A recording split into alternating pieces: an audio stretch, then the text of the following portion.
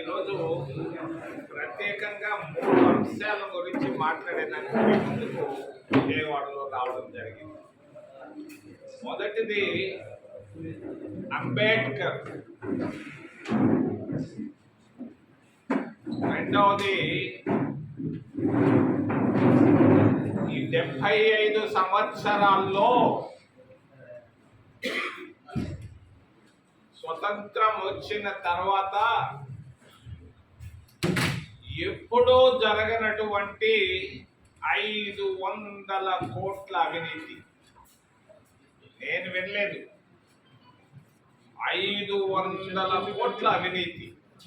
మూడవది మాదిగా వర్గీకరణ. నేను నిన్న ఢిల్లీలో ఉన్నాను. గత 40 సంవత్సరాలుగా నాకు అలవాటు అంబేద్కర్ డే రోజు పార్లమెంట్లో అంబేద్కర్ విగ్రహానికి పువ్వులు పెట్టడం నాకు అలవాటు. కారణం, అంబేద్కర్ భార్య నన్ను రాజకీయాల్లో తీసుకొని వచ్చింది 1984లో. దాదాపు 40 సంవత్సరాలు పూర్తి అయిపోయింది.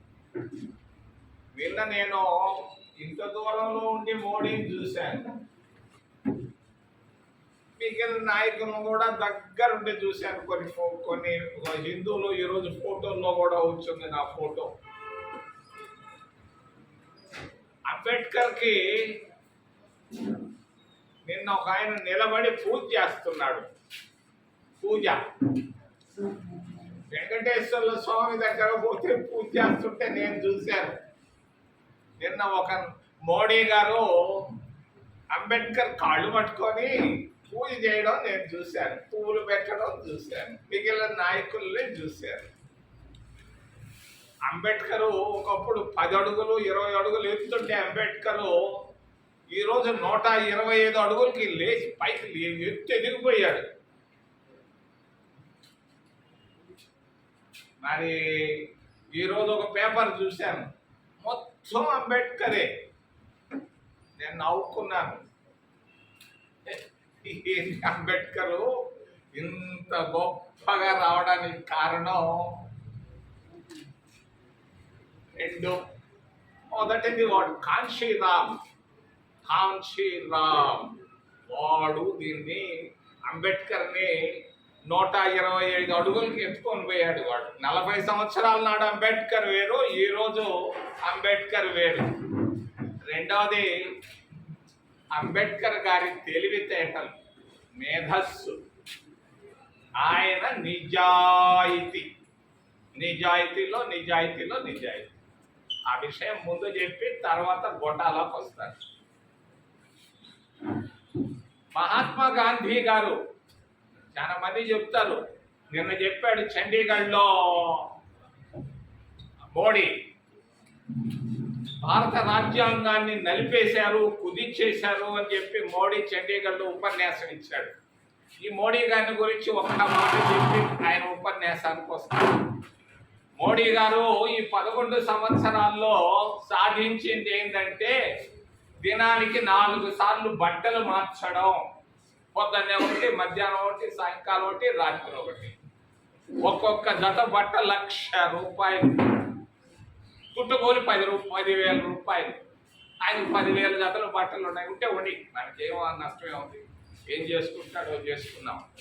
ఆయన భారత రాజ్యాంగాన్ని బాగా రాయించలేదు, భారత రాజ్యాంగాన్ని కాంగ్రెస్ పార్టీ నలిపేసింది అన్నాడు. కాదు, మహాత్మా గాంధీ గారి ఆలోచనే అంబేద్కర్ని కాన్స్టిట్యూంట్ అసెంబ్లీకి చైర్మన్ చేయడం జరిగింది.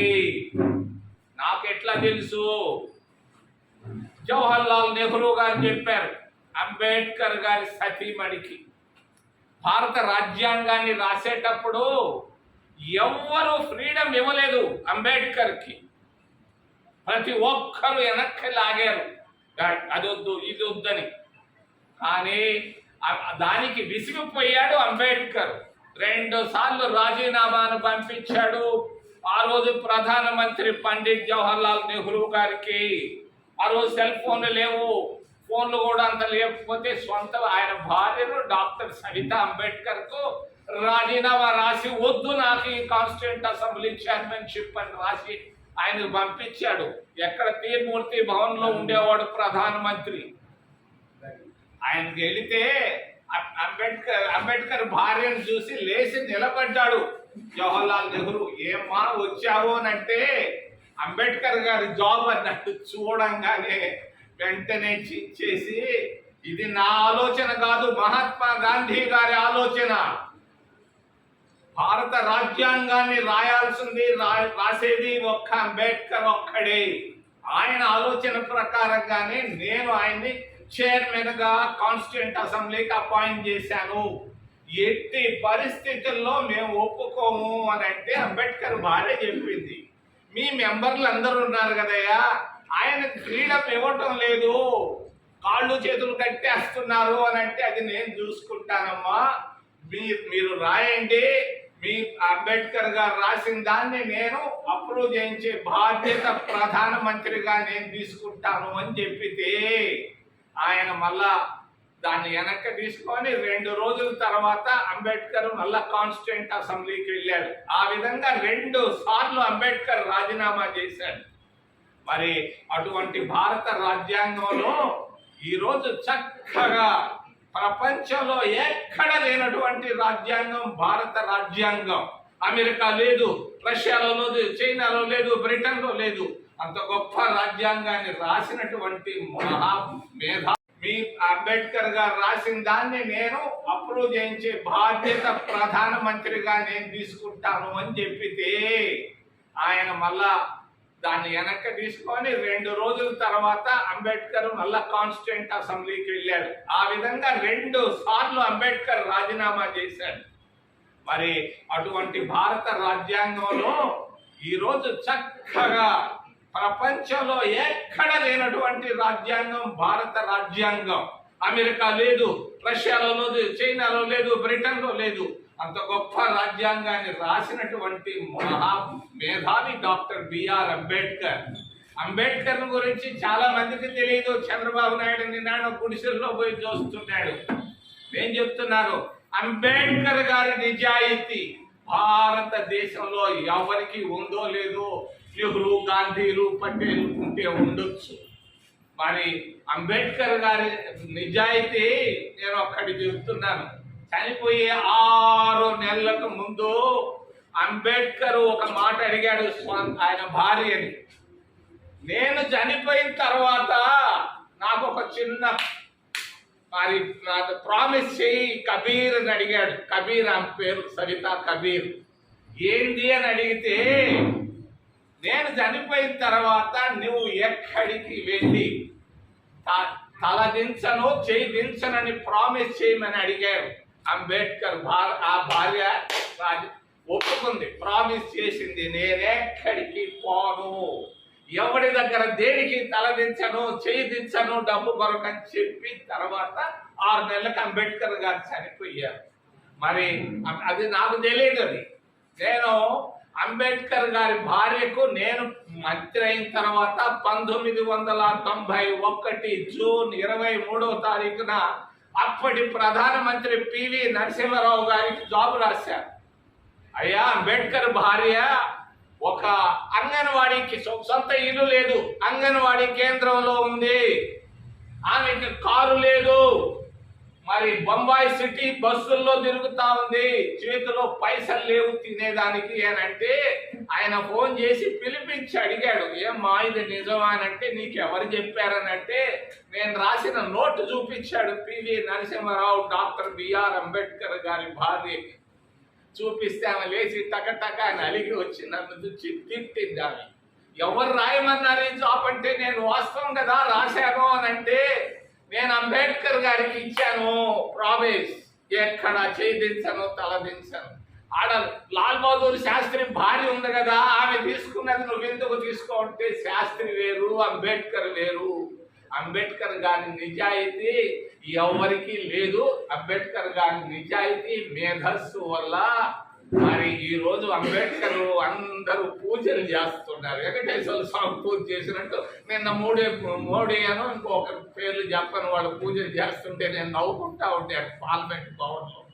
ఇది మార్పు.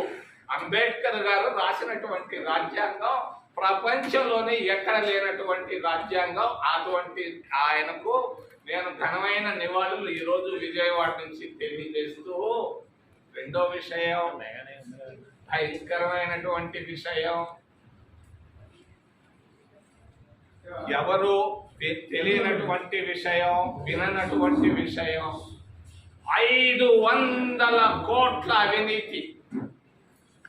1 కోటి రూపాయలు కాదు, 200 కోట్ల రూపాయలు కాదు, 500 కోట్ల రూపాయలు డబ్బు. మరి ఢిల్లీలో ఒక హైకోర్టు జడ్జి ఇంట్లో పట్టుబడ్డది. 500 కోట్ల రూపాయల నోట్లు. ఎందుకు ఎవరు రాయటం లేదేవి? మీడియా చచ్చిపోయిందా? అవసరం లేదా? వాడు ఎవడో పేదోడు ఆర్టీసీ కండక్టర్ ఏదన్నా తీసుకుంటే 100 రూపాయలు తీసుకుంటే ఇంత పెద్ద అక్షరాల్లో రాస్తారే మీడియా సోదరులారా, ఓ మీడియా, ఓ మ్యాగ్నెట్లు రారా. ఒక ఆమె చిత్రా సుబ్రహ్మణ్యం అని ఆ రోజుల్లో జినీవా నుంచి జాబులు రాసేది.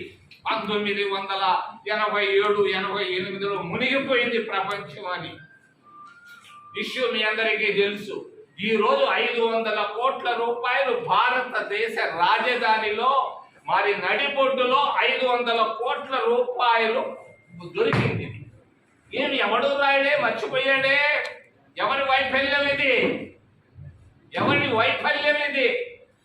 కేంద్ర ప్రభుత్వ వైఫల్యం. వాళ్ళకి తెలుసు ఎవరు డబ్బు ఇచ్చారు, ఎప్పుడు ఇచ్చారు, ఎంతెంత ఇచ్చారని తెలుసు. ఒక జడ్జి ఇంట్లోకి వాటర్ బాటిల్ తీసుకోపోవాలంటే పోలీస్ సెక్యూరిటీ స్క్రీనింగ్లు ఉంటాయి. ఈడ ఎందుకు లేదు? ఎవరు చేర్చారు 500 కోట్ల రూపాయలు జడ్జి గారింటికి? అది ఎలా బయటపడ్డారు మీ అందరికీ తెలియని రహస్యాన్ని నేను చెప్తాను. వాళ్ళ ఇంట్లో జడ్జి గారు యశ్వంత్ వర్మ ఆయన పేరు. ఆయన కులం కాయస్తు. ఆయన అలహాబాదు. బాగా డబ్బున్నాడు. ఆయనకి ఏమి ఇబ్బంది లేదు. ఆ డబ్బు ఒక మాజీ చీఫ్ జస్టిస్ ఆఫ్ ఇండియా అని చెప్పుకుంటున్నారు. అడ్వకేట్లే కాదు, సుప్రీం కోర్టులో ఉన్నటువంటి జడ్జిలు కూడా చెప్పుకుంటున్నారు. ఒక రిటైర్డ్ చీఫ్ జస్టిస్ ఆఫ్ ఇండియాది ఆ డబ్బు అని చెప్తున్నారు. మరి ఎట్లా బయటకు వచ్చింది అది? ఇంట్లో పెట్టుకున్న డబ్బు. వాళ్ళ ఇంట్లో పనిచేసే పిల్లోడు ఒకడు ఉన్నాడు. వాడు కర్మ ఇస్తా ఉంటుంది. మరి హోలీ పండగ వచ్చింది. పండగకు ముందు అమ్మా పండగ రేపు ఎల్లుండి నాకు ఒక 1000-2000 ఇవ్వండి, ఇచ్చిపోండి అని అడిగాడు. ఎవరిని? ఆ జడ్జి గారి భార్యని అడిగింది. వర్కరు, ఆ ఇంట్లో వర్కరు. లేడంది డబ్బులు ఇవ్వను బా అన్నది భార్య. మరి సరే, వాళ్ళు అక్కడి నుంచి పండక్కి హోలీకి అలహాబాద్కి భార్యాభర్తలు యశ్వంత్ వర్మ ఆయన భార్య ఇద్దరు కలిసి అలహాబాద్కు పోయారు వాళ్ళ సొంత ఊర్లో.